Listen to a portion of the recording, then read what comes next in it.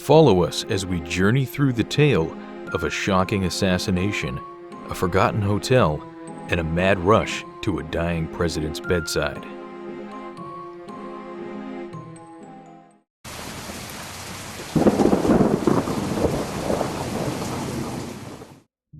As we continue into the Adirondack Mountains, the peaks loom ahead, dark with trees.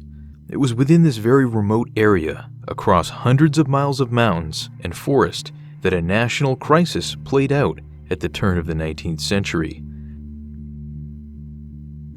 Our goal today is the long-abandoned hotel where part of these dramatic scenes occurred. Our history begins in 1901 as William McKinley is sworn in for a second term as U.S. President and takes Theodore Roosevelt as his second Vice President, replacing Garrett Hobart, who had died in office. Shortly afterwards, McKinley embarked on a tour which took him on its final stop to the Pan American Exposition in Buffalo, New York. There, on September 5th, he gave a speech to a crowd in which lurked a man who had planned to end his life. The following day, against the advice of security, he set out to the Temple of Music where he planned to meet the public.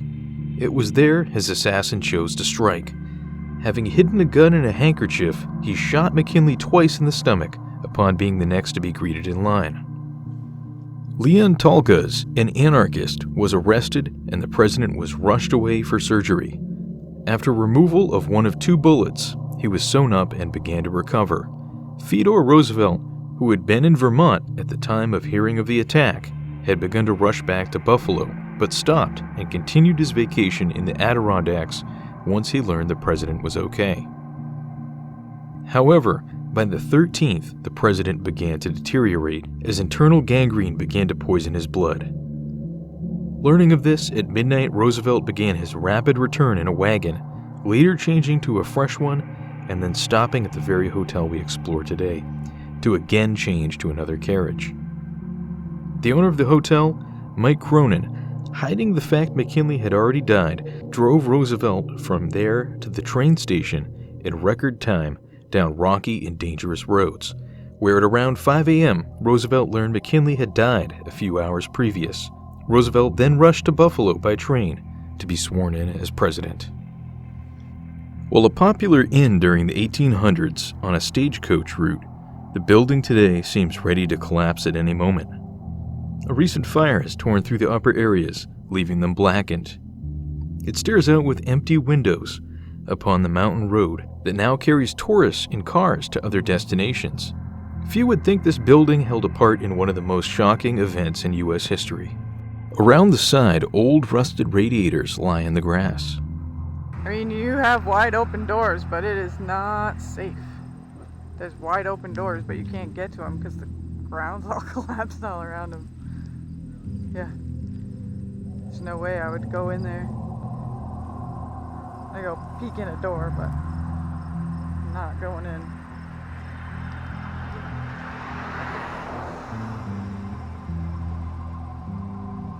Wow, there's like crazy spider webs in that window. Or else it's curtain that's disintegrated. I can't really tell.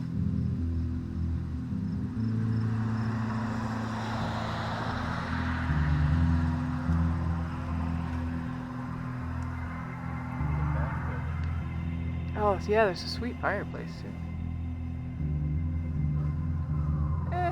Pretty dark. There's no fucking way I'm going in. No, absolutely not, yeah. And, like, look at this. Yeah, no.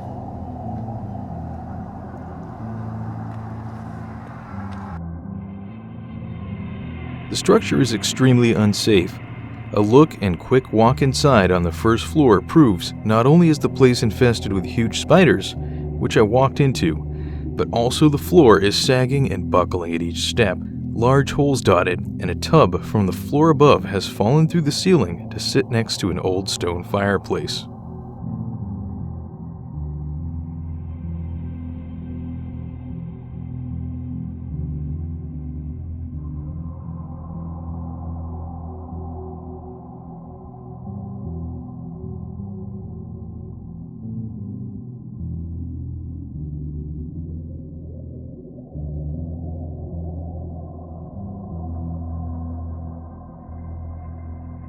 We head around the back to see what the other side looks like.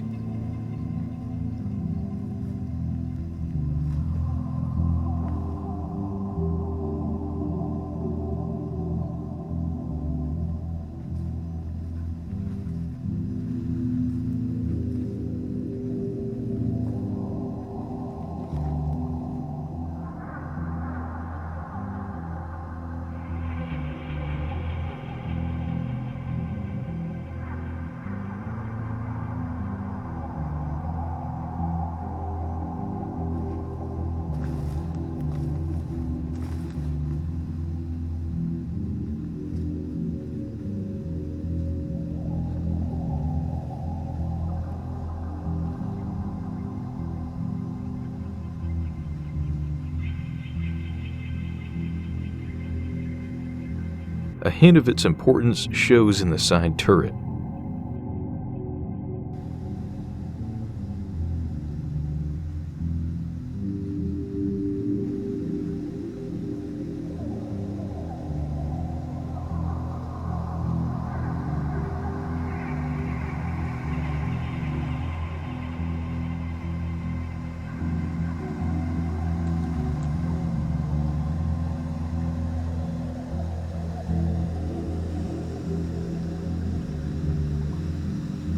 The local woodwork of the balcony also offers a glimpse of its past.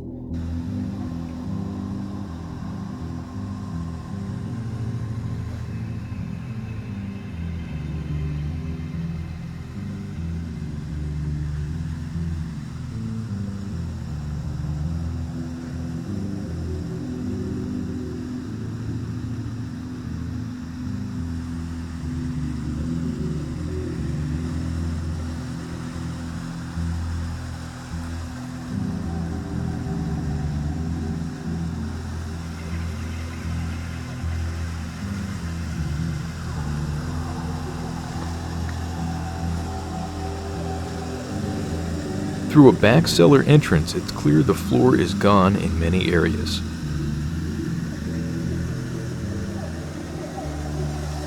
Yet, a perfectly functional dam remains, with a ruined bridge over a bubbling stream that must have offered a great view from the balconies above for seasonal visitors.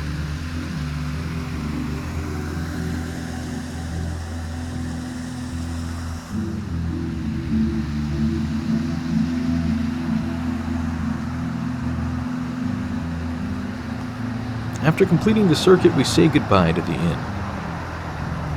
Following Roosevelt's return, McKinley's assassin was put on trial for murder 9 days after the president's death and was executed by electric chair on October 29, 1901. The tale does not, however, end here. In a strange twist of fate, Roosevelt later suffered his own assassination attempt, and too was shot but survived, and even continued the speech he had been delivering when injured.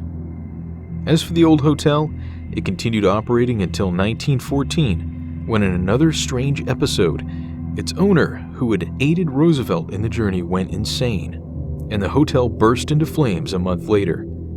The inn was rebuilt that year, as you see it today, and the owner died shortly after. Finally, in the 1960s, it closed down for good, becoming a local footnote that slowly became forgotten. Once a sign stood in front, now gone. Nature slowly reclaims it, and a recent fire damaging the upper level has sealed its fate seemingly forever. With the hoofbeat echoes of Roosevelt's wild ride, it now fades into the wilderness that has begun to swallow it whole. Join us next time as we continue into the mountains, exploring 2 more forgotten places.